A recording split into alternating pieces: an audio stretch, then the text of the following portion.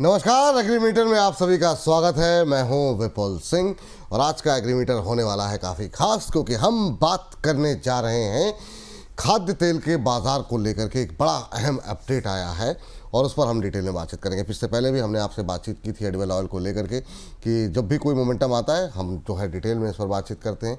और आज इस पर डिटेल में बातचीत करने के लिए हमारे साथ विशेष मेहमान विशेष चर्चा में जुड़ रहे हैं पैराडाइम कमोडिटी एडवाइजर्स के CEO वीरेंद्र वकील सर। वीरेंद्र वकील सर, बहुत बहुत स्वागत आपका आज की इस चर्चा में जुड़ने के लिए sir. Thank you sir. Sir, पहले तो आपसे यही जानना चाहेंगे कि जो सोयाबीन की इंडस्ट्री के संगठन जो सोपा है, उसने जो है खाद्य तेल के इंपोर्ट पर 10% इंपोर्ट ड्यूटी लगाने की डिमांड की है। आप इसे कैसे देख रहे हैं? अगर 10% की इंपोर्ट ड्यूटी लगती है तो फिर उसके बाद डोमेस्टिक मार्केट के अंदर एडिबल ऑयल की प्राइसेस पर किस तरीके का असर देख रहे हैं, और इस मांग के पीछे रीज़न क्या देख रहे हैं आप?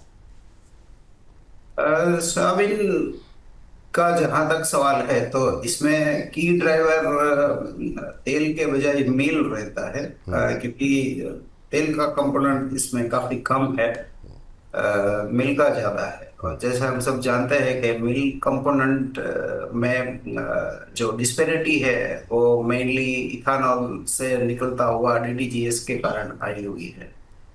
तो प्रॉब्लम ये काफी वाइड स्केल का है। ये मैं नहीं समझता हूँ कि ड्यूटी बढ़ाने से इसका कोई परमानेंट सॉल्यूशन आएगा। टेम्पररी में भी बूस्ट साइकोलॉजी के हिसाब से थोड़ा आ सकता है, थोड़ी कॉस्टिंग से मार्जिनल इफेक्ट आ सकती है। बट ड्यूटी में बढ़ाओ घटाओ, इस kind of adhocism I think is not creating any lasting solution. काफ़ी महत्वपूर्ण बात कही है आपने। और ये जो तर्क दिया गया इंडस्ट्री की तरफ से कि नहीं, किसानों के हित के लिए हम ऐसा कर रहे हैं या ये डिमांड कर रहे हैं, मतलब कितना लॉजिकल है ये बात सर? और मतलब क्या आपको लगता है कंसीडर हो सकता है, या अभी आपको लगता नहीं है कि अभी करंट सिचुएशन में गवर्नमेंट इसे कंसीडर करेगी? अभी जो ब्रॉडर जो रेजिम, जो पॉलिसी बोलो या ट्रेड या टैरिफ या काफी हद तक अनसर्टेनिटी बनी हुई है। बिल्कुल। जो डिसरप्शन कुछ ज्यादा ही चल रहा है, तो ऐसे मामले में ऐसे माहौल में particular even short term prediction भी थोड़ा चैलेंजिंग बन जाता है। बात सही कह रहे हैं सर। इस समय कुछ भी कहना थोड़ा मुश्किल होगा। लेकिन सर, अभी अगर हम देखें तो एडिबल ऑयल का इंपोर्ट करंट मार्केटिंग सीजन में जुलाई तक अगर हम देखें तो थोड़ा कम देखने को मिला है। क्या इससे कोई प्राइसेस पे कोई असर देख रहे हैं आप? इसको स्ट्रक्चरल पॉलिसी या पैराडाइम शिफ्ट जिसको कहते हैं, इसमें वो काफी इंटरेस्टिंग पैटर्न दिख रही है। पहली बार भारत में साउथ अमेरिका से, ग्वाटेमाला, कोलंबिया से पाम ऑयल आया। इसी तरह चाइना ने first time soybean oil India में एक्सपोर्ट किया। पिछले 3 महीने 4 महीने से इंडिया की रेपखली जो पहले चाइना में जाती थी फिर बंद हो गई थी, वो भी अब पिछले 3-4 साल से 3-4 महीने से काफी एग्रेसिव एक्सपोर्ट हुआ है। चाइना की बाइंग काफी एक्टिव है। तो ये जो सप्लाई फ्लो में जो चेंजेस आ रहे हैं टैरिफ वॉर के कारण, तो ये इंडिया के हिसाब से पॉजिटिव बदलाव है। और थोड़ा मेरे हिसाब से नई सीजन में पर्टिकुलर मील साइड को काफी सपोर्ट दे सकता है। दूसरी बात मेरे ध्यान में ये भी आई है कि हर कोई फीड डेरिवेटिव से, चाहे चनाचूरी या GN खली या रेप खली, सोया खली, राइस ब्रांड, ये सब फीड मार्केट काफी मजबूत है, तो ये भी थोड़ा सपोर्ट दे सकता है। तेलों के मामले में मुझे ऐसा लग रहा है कि अभी सप्लाई साइड थोड़ा डिसेंट सप्लाई है, बट डिमांड में फेस्टिवल सीजन के बावजूद भी डिमांड काफी सिलेक्ट देखी है। बिल्कुल सही कह रहे हैं सर। इस बीच सर, अगर हम पूरे एक साल की बात करें तो एडिबल ऑयल की कीमतों में प्राइसेस हमने देखा बढ़ते हुए, और खरीफ और तिलहन की खेती भी पिछले 1 साल से कुछ कम देखने को मिल रही है। ऐसे में क्या एडिबल ऑयल की कीमतें, उसकी महंगाई और ज़्यादा बढ़ सकती है, या फिर आपको लगता है कि गवर्नमेंट इस मोर्चे पर पूरी तरीके से सतर्क है?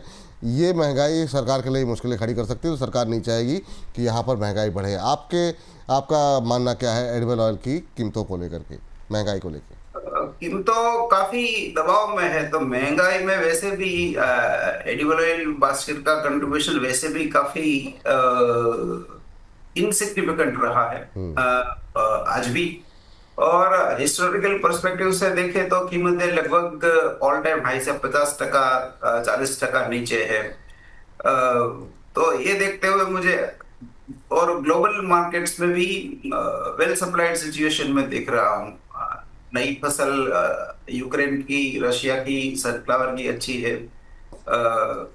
ग्लोबल केनोला कनाडा का, वो तो एकदम एक्सट्रीमली ओवर सप्लाइड मार्केट है। तो मुझे कहीं भी सप्लाई साइड की किल्लतें नहीं लग रही है। जो भी बल्क यूजर है या बल्क इंपोर्टर है, वो वेल प्लान्ड प्रोक्योरमेंट और स्पेशली लॉजिस्टिक्स कवरेज बराबर होगा, क्योंकि जो भी गड़बड़ है वो थोड़ी लॉजिस्टिक साइड होती है। कंटेनर फ्रेट्स काफी वॉलेटाइल है, तो होमवर्क प्रॉपर है, तो आई डोंट थिंक ये कंज्यूमर के लिए कोई तकलीफ वाला काम होगा। इस बार कैसी डिमांड की उम्मीद है सर आपको, खास तौर से फेस्टिव सीजन चूँकि अप्रोच बिल्कुल कर चुका है? अभी हमने देखा गणपति बप्पा का विसर्जन हुआ, आने वाले समय में दिवाली है, तो फेस्टिव सीजन बिल्कुल पीक पर आने वाला है। क्या कुछ एक्सपेक्टेशन आपकी है डिमांड को लेकर? इन जनरल ये सीजन में रेप ऑयल काफी स्ट्रॉन्ग परफॉर्मर रहा। स्पेशली कच्ची घानी में बहुत अच्छी रिबाउंड तेजी हमने देखी। अब वो थोड़ी रिसीड हो रही है, मार्केट करेक्ट हो रहे हैं। पाम थोड़ा थोड़ा रिकवर हो रहा है, भी थोड़ा हल्का सा रिकवर हो रहा है। बट सरप्राइजिंगली ये दिवाली की जो एंटिसिपेटरी डिमांड है वो काफी कमजोर दिखाई रही है comparative to historical averages. Rape की डिमांड ऑलमोस्ट कवर हो चुकी है, तो आगे दिवाली समय सरसों तेल की डिमांड में कोई मैं ज्यादा नहीं देख रहा हूँ। इनफैक्ट वो तो सेलर्स मार्केट दिख रहा है मुझे, जहाँ थोड़ा स्लो डाउन टर्न अभी शुरू हो गया है। तो त्योहारों पे, मीन्स फेस्टिवल में पर्याप्त मात्रा में तेल मिलेगा, ऐसा मेरा असेसमेंट है। ठीक सर, तो ये तो बात रही एडिबल ऑयल को लेकर के, लेकिन सर जाने से पहले आपसे जानना चाहेंगे कि अभी अगर एग्री कमोडिटी में ट्रेडिंग करनी हो तो कहाँ पर आपको अपॉर्चुनिटी दिखाई दे रही है? यहाँ गेस्टर में थोड़ा मुझे ऐसा लग रहा है, क्योंकि एक्सपोर्ट्स प्रॉमिसिंग रही है। लास्ट ईयर की तुलना में अब सिर्फ 5% ही कम है, और ये फासला भी ईयर एंड आने तक कवर हो जाएगा। अभी गुजरात में बेशुमार बारिश चल रही है, और कुछ कुछ हिस्सों में, स्पेशली जो की बेल्ट्स है केस्टर के, वहाँ नुकसान का भी खबर है। 30-40% पर्टिकुलर ये एरिया का केस्टर को रीसाउंड करना पड़ेगा। तो यहाँ मैं 6,600 पे अक्टूबर कॉन्ट्रैक्ट बाय करना प्रेफर करूंगा। 6,500 का स्टॉप लॉस और 6,770 का टच रहेगा। जी, तो चलिए, कैस्टर सीट पे खरीदारी की सलाह है। 6600 के आसपास खरीदिए। 6770 6770 का टारगेट और 6500 का स्टॉप लॉस। सर बहुत बहुत शुक्रिया, बहुत बहुत धन्यवाद आज की इस चर्चा में जुड़ने के लिए। कोई डिस्क्लोजर आपकी तरफ से? नहीं, मेरा कोई इसमें कोई एक्सपोजर नहीं। बहुत बहुत शुक्रिया, थैंक यू सर, बहुत बहुत धन्यवाद आपका। तो आज की इस चर्चा को यहीं पर विराम देते हैं, इस कार्यक्रम को यहीं पर रोकते हैं। आप लगातार बोनस के साथ बने रहिए, अपने सुझाव, अपनी टिप्पणियाँ लगातार हमें भेजते रहिए। मुझको इजाज़त दीजिए, फिलहाल के लिए नमस्कार।